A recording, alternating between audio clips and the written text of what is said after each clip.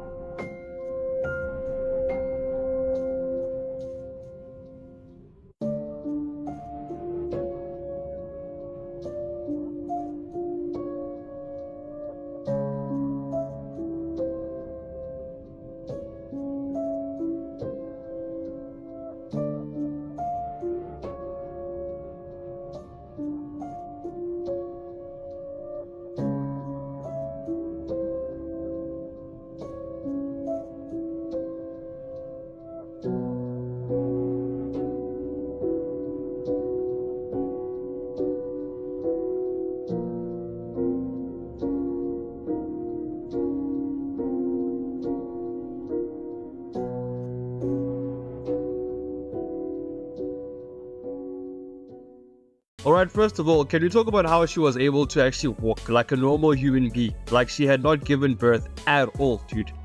Is she human? I'm trying to figure this out. Because I have sisters, bro. And I have known people, as have you guys, that have given birth.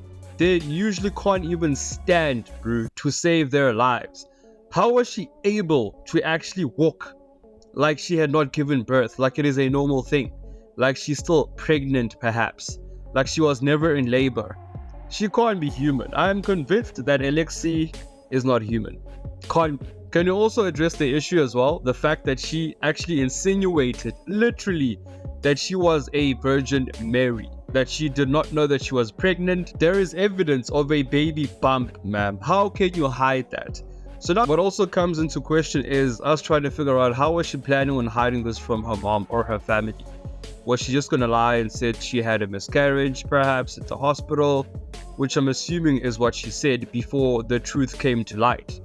And indeed, the truth did come to light. Check this out. A teen is under arrest for allegedly killing her baby just after giving birth in a hospital bathroom. Police in Artesia, New Mexico released this body cam of the suspect, 19-year-old Alexei Treviso, being confronted about the child's body being found. We discovered a dead baby in the bathroom. Oh my gosh.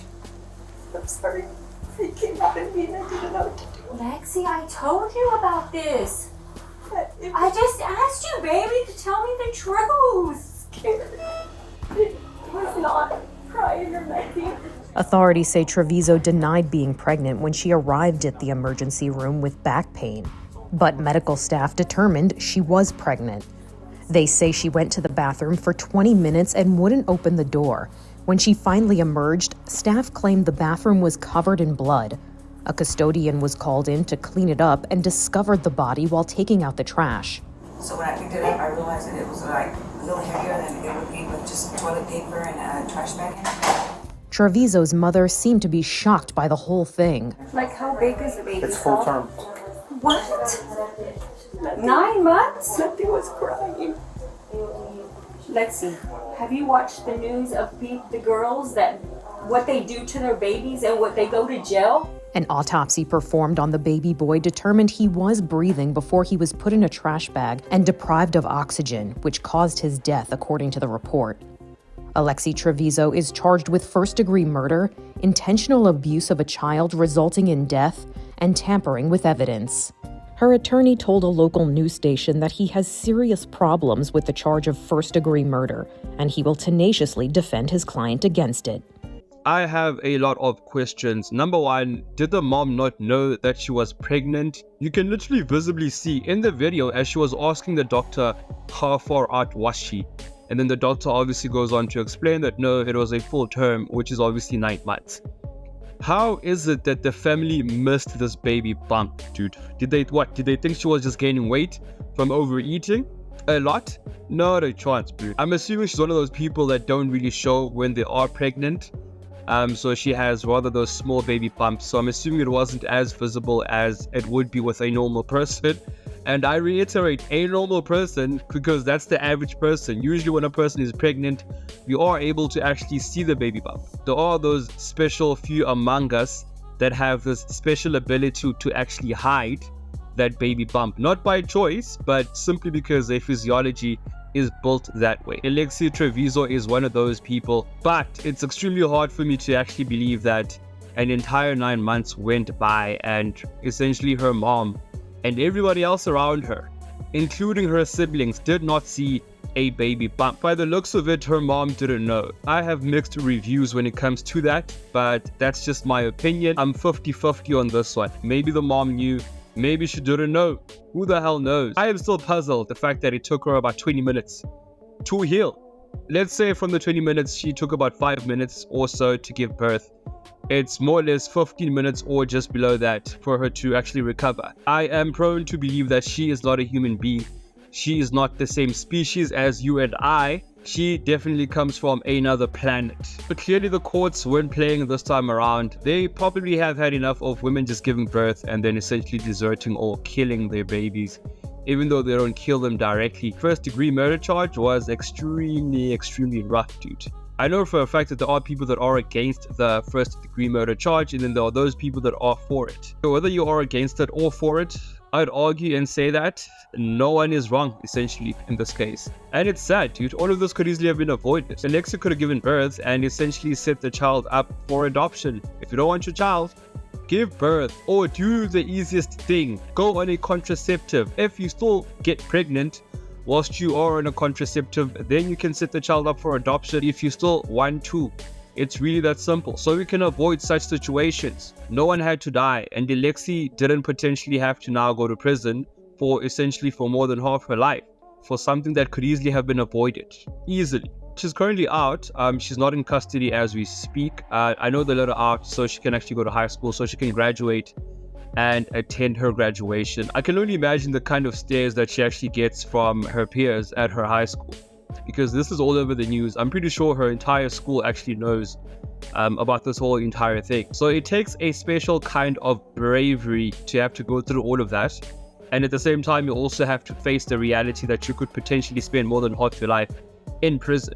And also the fact that there could potentially be some sort of psychological damage. Don't be surprised if I do, to a certain extent, sympathize with Alexi, simply because she is a young little girl who was actually scared and did the one thing that she thought she could do, which was apparently the only option she thought that she had at the time. We can only assume what was going on in her head or in her mind, but no one really knows. Time will tell whether or not she could potentially be found guilty for the charge. There is a high probability that she could definitely be serving time for this.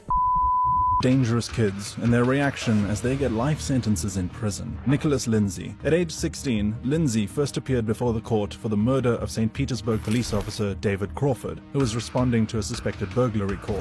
Lindsay actually grinned when the judge read his ruling, the lack of remorse not lost on David Crawford's daughter, Amanda. Philip Chisholm. In 2013, the 14-year-old waylaid his math teacher, Colleen Ritzer, in a school bathroom where he raped and murdered her. The judge took no notice of his pleas for his youth and sentenced him to a 25 to life in prison. Throughout this, Philip remained passive. Not less than 25 years and not more than life. Fernando Salgado. In this scene, this 18-year-old, charged with several counts of sexual assault and bodily harm, was ruled to be detained in jail and bail set at $300,000. He immediately freaks out, and officers had a tough one trying to detain him. T.J. Lane. Charged with the murder of 3 of his classmates in a high school shooting, this 17-year-old sat unfazed throughout the court proceedings and was even caught at some point smiling to the camera. Not even the sentence of a life term without parole brought the tiniest bit of emotion from him. Danto Wright. You'd think that someone who just received a 25 to life term would show some emotion. Well, not Danto Wright. The 17-year-old was caught laughing at some point during the trial, and when called to address the court, said, "I just want to tell y'all, I'll be home soon. R.I.P. Keon. I love my family." The King brothers. On November 26, 2001, 2 brothers, Alex, 12, and Derek, 13, bludgeoned their father to death with a baseball bat and then set their house on fire. Throughout the trials, the boys were visibly shaken, and a lot of people were concerned as to whether they knew the gravity of their offense. Nehemiah Griego. On January 19, 2013, this teenager shot his parents and 3 siblings. However, 2 of his siblings, Zephaniah Griego and Angelina Griego, survived. The boy cried on receiving the life term and apologized to his surviving siblings.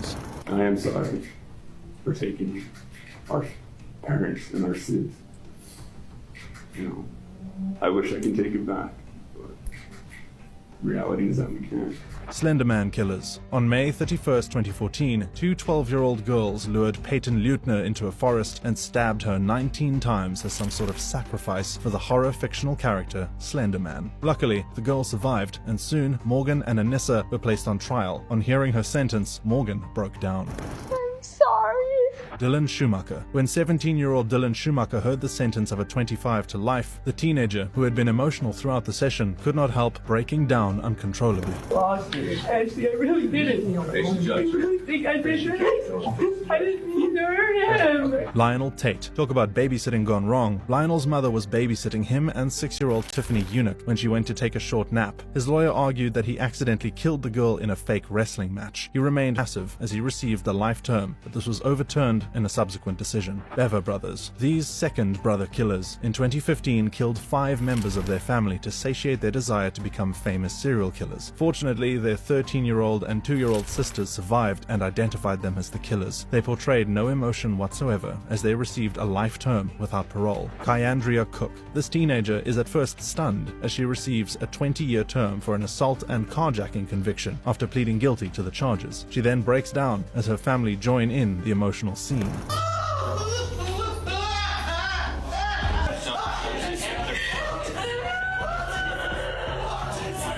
The moment that you realize that you're about to essentially spend the rest of your life in prison and that your youth is completely decimated, my friend, that must be heart-wrenching.